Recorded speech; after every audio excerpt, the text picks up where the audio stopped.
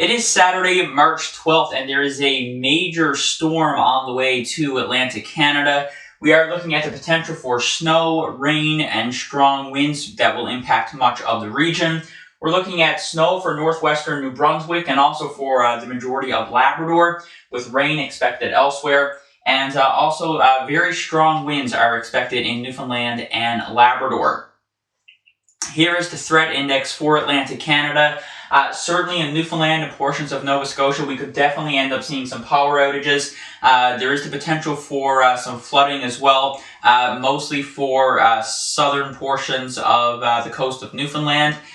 Wind damage, definite possibility for Newfoundland, Nova Scotia, and for portions of Prince Edward Island. And we could see some storm surge along the south coast, of Newfoundland. Here's a look at the forecast for today, Saturday.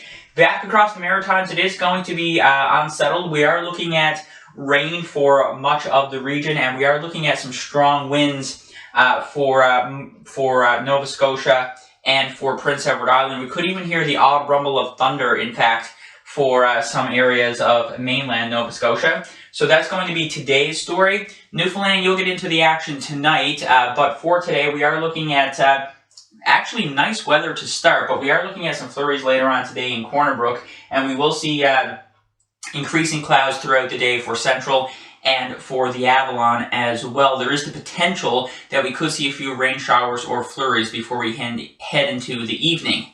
And then tonight, that's when things really get going in Newfoundland. I'll tell you about that in a second. But back across the Maritimes tonight, it's going to be a pretty stormy night. We're looking at rain and snow for the majority of New Brunswick.